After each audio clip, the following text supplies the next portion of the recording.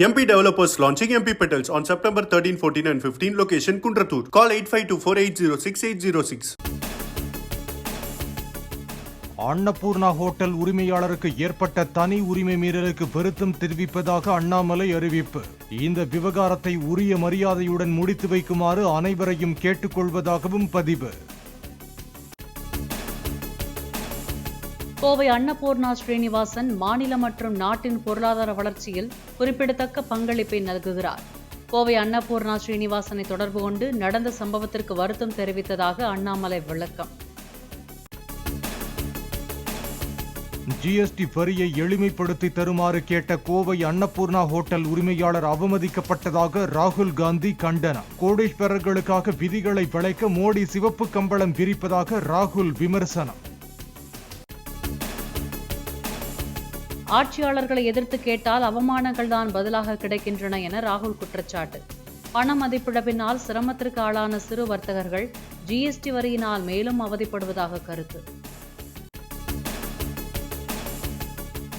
தவறான ஜிஎஸ்டி மற்றும் பண மதிப்பிழப்பு என தொடர்ச்சியான நிதி தாக்குதல்களால் சிறு வணிகர்கள் அதிகம் பாதிக்கப்படுகின்றனர். அன்னபூர்ணா ஹோட்டல் உரிமையாளர் அவமானப்படுத்தப்பட்டதாக கூறப்படும் சம்பவம் குறித்து காங்கிரஸ் தலைவர் மல்லிகார்ஜுன கார்கே கருத்து. நிதியமைச்சர் நிர்மலா சீதாராமனிடம் மன்னிப்பு கேட்க நேரம் கேட்டதே அன்னபூர்ணா உரிமையாளர் சீனிவாசன் தான் என வானதி சீனிவாசன் விளக்கம்.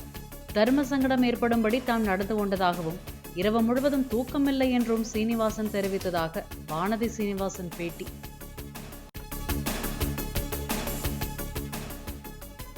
டெல்லி மதுபான கொள்கை முறைகேடு வழக்கில் டெல்லி முதலமைச்சர் அரவிந்த் கெஜ்ரிவாலுக்கு நிபந்தனை ஜாமீன் வழங்கி உச்சநீதிமன்றம் உத்தரவு. சிபிஐ கைதுக்கு எதிராக கெஜ்ரிவால் தொடர்ந்த மேல்முறையீட்டு வழக்கில் உச்சநீதிமன்றம் உத்தரவு. ஜாமீனில் விடுவிக்கப்பட்டுள்ள அரவிந்த் கெஜ்ரிவாலுக்கு தலைமைச் செயலகத்திற்கும் முதலமைச்சர் அலுவலகத்திற்கும் செல்லக்கூடாது உள்ளிட்ட நிபந்தனைகள் விதிப்பு. அமலாக்கத்துறை வழக்கில் ஜாமீன் வழங்கப்பட்டதில் விதிக்கப்பட்ட அதே நிபந்தனைகள் சிபிஐ வழக்கிற்கும் பொருந்தும் என உச்சநீதிமன்றம் உத்தரவு. அரவிந்த் கெஜ்ரிவாலுக்கு ஜாமீன் கிடைத்ததை இனிப்பு வழங்கி கொண்டாடிய மனைவி மற்றும் ஆம் ஆத்மி கட்சி தலைவர்கள்.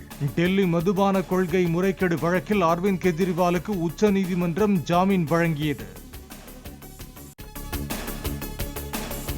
100 கோடி ரூபாய் முதலீட்டில் ஓசூரில் மேம்படுத்தப்பட்ட மின்னணு உற்பத்தி நிறுவனம் அமைக்க RGBSI நிறுவனத்துடன் தமிழக அரசு புரிந்துணர்வு ஒப்பந்தம்.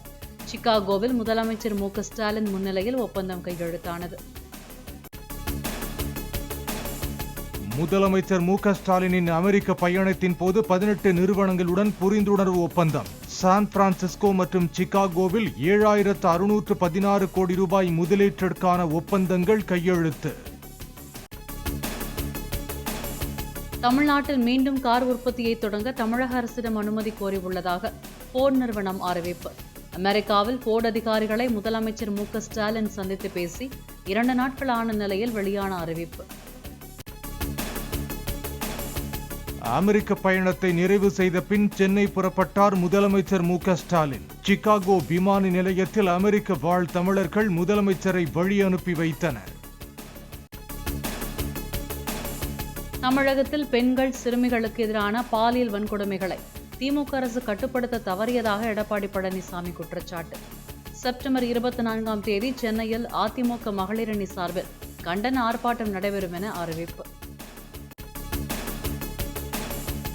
4 ஆண்டுகளாக தாமதமாகி வரும் விக்கிரவாண்டி, கும்பகோணம், தஞ்சாவூர் தேசிய நெடுஞ்சாலை பணிகள் அடுத்த 3 மாதங்களில் நிறைவு பெறும். சாலை பணியை ஆய்வு செய்ய வந்த மத்திய சாலை போக்குவரத்து துறை அமைச்சர் நிதின் கட்கரி தகவல்.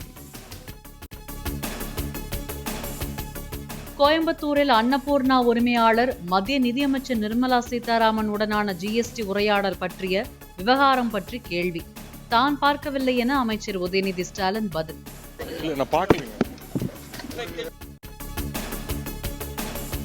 தமிழ்நாடு காங்கிரஸ் கமிட்டி தலைவர் செல்வ பெருந்தகை முன்னிலையில் கட்சியினர் வாக்குவாதம். செல்வ பெருந்தகைக்கு வடசென்னை காங்கிரஸ் பிரமுகர் செங்கோல் வழங்கியதற்கு மாவட்ட செயலாளர் எதிர்ப்பு. பொள்ளாச்சியில் 364 கோடி ரூபாய் முதலீட்டில் எலக்ட்ரானிக்ஸ் உதிரி பாகங்கள் தயாரிப்பு ஆலை அமைக்கிறது ஹரியானாவைச் சேர்ந்த BVTN டெக்னாலஜிஸ் நிறுவனம். சிப்காட் வளாகத்தில் 87 ஏக்கரில் அமைய உள்ள ஆலையில் camera, laptop, GPS tracker, EV charger உள்ளிட்டவற்றுக்கு மின்னணு உதிரி பாகங்கள் தயாரிக்க முடிவு. உயர்கல்வியில் தமிழகம் சிறந்து விளங்கினாலும் PhD கல்வியில் தரம் இல்லை என ஆளுநர் RN ரவி கருத்து.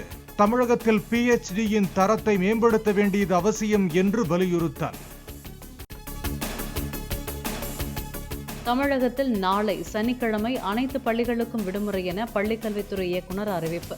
2024-2025 கல்வியாண்டிற்கான நாட்காட்டியில் மேற்கொள்ளப்பட்ட திருத்தத்தை சுட்டிக்காட்டி அறிவிப்பு.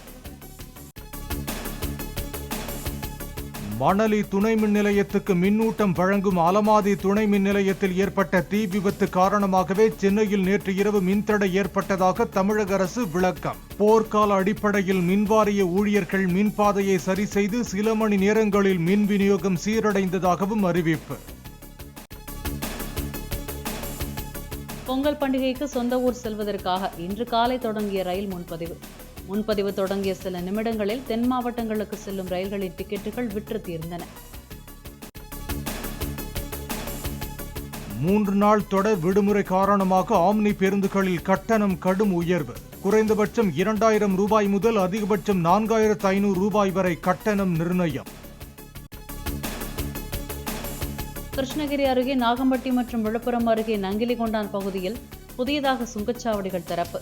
புதிய சுங்கச்சாவடியில் தொழில்நுட்ப கோளாறு காரணமாக வாகனங்களை அனுமதிப்பதில் தாமதம் ஏற்பட்டதால் வாகன ஓட்டிகள் வாக்குவாதம். பங்களாதேஷுக்கு எதிரான முதல் டெஸ்ட் போட்டியில் பங்கேற்க சென்னை வந்தபோது தூரத்தில் நின்ற ரசிகரை அழைத்து செல்ஃபி எடுக்க வைத்த ரோஹித் சர்மா. மாற்றுத்திறனாளி ரசிகரை அழைத்து உற்சாகப்படுத்திய கேப்டன் ரோஹித் சர்மாவின் செயலுக்கு இணையத்தில் குவியும் பாராட்டு. MP developers launching MP Petals on September 13, 14 and 15. Location Kundratur. Call 8524806806.